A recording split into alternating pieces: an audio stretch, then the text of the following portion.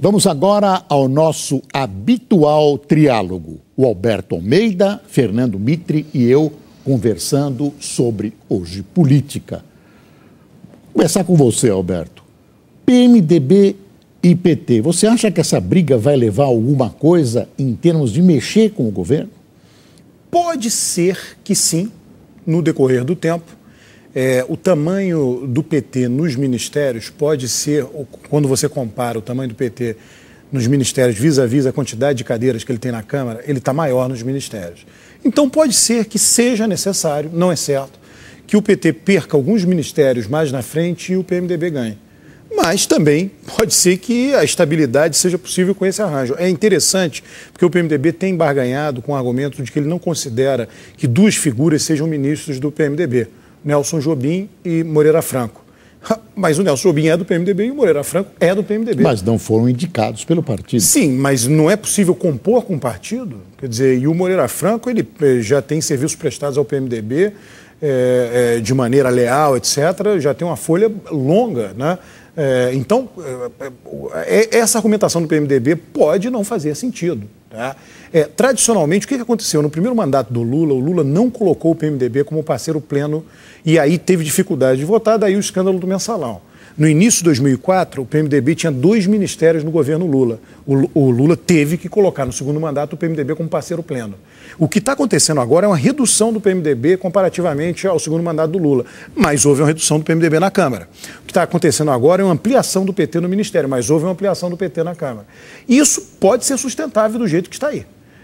Como você fazendo aliança do PT com os outros partidos, a esquerda do PT e a direita do PT menores e você deixando o PMDB de fora, dado que não aparenta que o governo queira grandes reformas constitucionais, simplesmente maioria simples. O governo conseguiria trazendo PR, PTB, PCdoB, PSB e aí diminuiria o poder de barganha do PMDB. Também é um cálculo possível e esse arranjo se manteria por um longo período. Vamos ver, quer dizer, vai depender da condição política diária do governo, se o PMDB terá no futuro mais espaço ou não no Ministério. Mitre, concorda?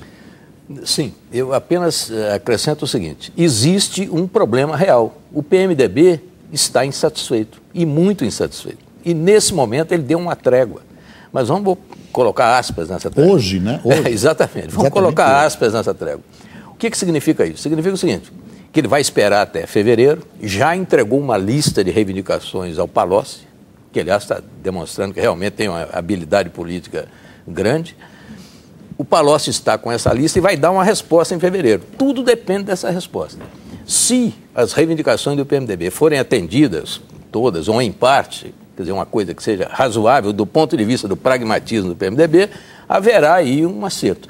Se não, a Dilma vai ter problema com o PMDB no Congresso, pode ter certeza. Mas, essa é a tradição do partido. E a Dilma está respondendo bem nesse momento. Mas o PMDB é o vilão da história? Porque está pedindo... Boa questão. Está pedindo, tem tanta fisiologia lá quanto no PT. Boa questão. Quer dizer, existe uma voracidade por parte do PT e uma fama do PMDB. A fama do PMDB é justa, mas é preciso ver que o PT também está... mas a questão toda é a formação da maioria, né? O PT, espera-se que o PT vote com o governo, afinal, é o presidente do PT. Agora, o PMDB é bom não apostar muito. Mas aí o PMDB vai utilizar a velha estratégia de sempre ameaça votar contra, obter uma coisinha a mais. Como sempre fez. Mas não necessariamente isso será um ministério. Como tem sido a discussão agora. Pode ser o segundo escalão. O segundo escalão tem muita coisa ali que atrai o PMDB. Participar do núcleo duro. Isso não, você sabe que não está conseguindo. Isso... Pode ser que ainda consiga. O que é interessante também outra coisa. Professor, mas esse argumento de que o vice-presidente é do PMDB e está no núcleo duro, que é o argumento do governo, o PMDB não aceita isso, não. Os PMDBistas não aceitam, eles querem botar. Mas é interessante isso, o papel do Michel Temer. O Michel Temer, que sempre foi um genuíno representante dos interesses do Parlamento, da Câmara dos Deputados, já vestiu a camisa da vice-presidência. Então ele já não representa esses deputados. E obviamente, isso está claro por toda a barganha que está acontecendo. Aliás, hoje ele participou ativamente aí da pacificação, né? Aparente. Né? Pacificação sempre. O papel dele tem que ser jogado do lado do executivo. Seria muito ruim para o governo se o Michel Temer não fizesse isso, mas ele não está fazendo. Alberto, então isso está sendo muito bom para o governo. E oposição nisso tudo? Não tem mais oposição no país? A gente não ouve mais falar. Terminou a oposição? Nós estamos ainda, quer dizer, é muito recente o final da campanha eleitoral. A campanha eleitoral, do ponto de vista proposta do principal partido de oposição, que é o PSDB, foi uma tragédia. A gente pegar o caso do salário mínimo, né, que é a coisa mais emblemática aí, quer dizer, o governo gostaria e seria bom para o país, de um modo geral, que o salário mínimo que ficasse em R$540. Só que a oposição, ou o candidato de oposição, não o PSDB não concorda com isso, foi feita a revelia do partido, defendeu um salário mínimo de R$600. Quer dizer, então o PSDB hoje vai fazer oposição como? Dizendo que não é 540, que ele vai votar por 600? Não dá, né? Porque não é assim que o PSDB pensa, né? Na verdade, sequer foi tocado no tema.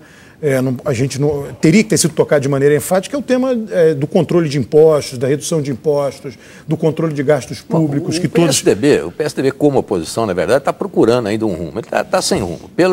Já estava na campanha eleitoral. Mas, o Mito, o que você está falando é que ele está sem rumo há 8 anos. É verdade. Qual é a bandeira de fazer oposição? Exatamente. Olha, acabou de sair um documento do PSDB, vale a pena prestar atenção nesse documento da executiva do PSDB, ontem ou anteontem, dizendo o seguinte: o partido está se organizando para acertar as suas principais ações no primeiro semestre com o DEM, vai se reunir com os aliados e tal, e está prometendo um documento que analisa as falhas e os pontos fracos do governo Lula. Vai analisar as falhas pelo amor de Deus, está lá escrito. Poderia analisar as falhas do governo Figueiredo, qualquer outro. Eisenhower, dos Estados Unidos, né? qualquer coisa. Mas é melhor não escrever nada. Pois isso é inacreditável. Quer dizer, mas isso, está prometido lá. Os primeiros ensaios de oposição é aquela coisa totalmente fragmentada, medidas aqui e acolá do governo. Você tem que ter um ponto claro de oposição ao governo.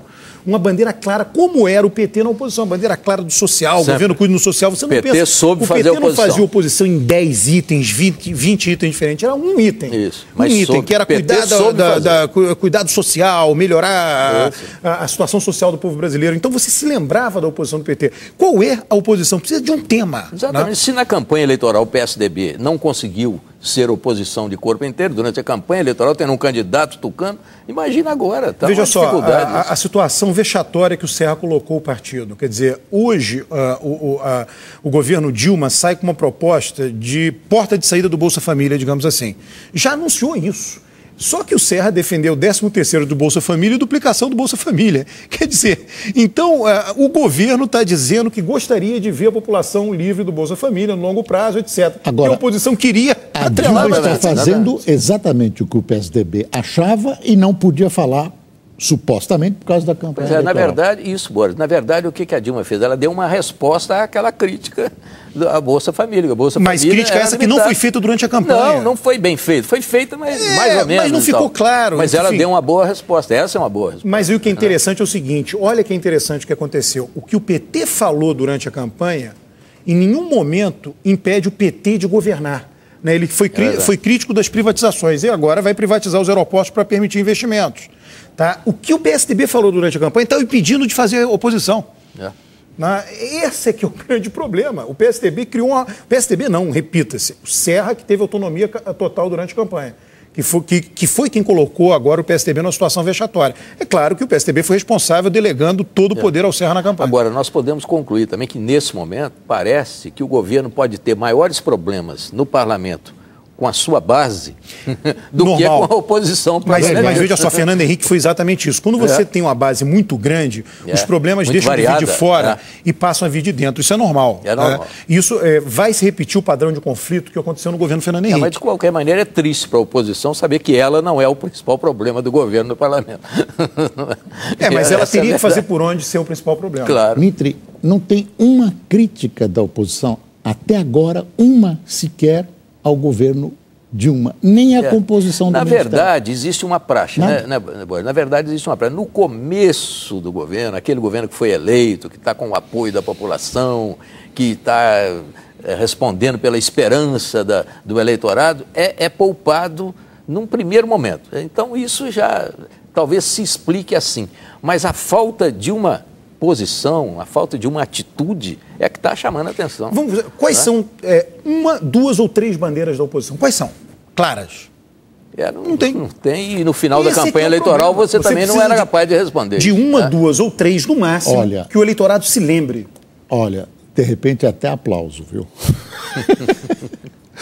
Encerramos o nosso triálogo de hoje. Voltamos na terça-feira que vem.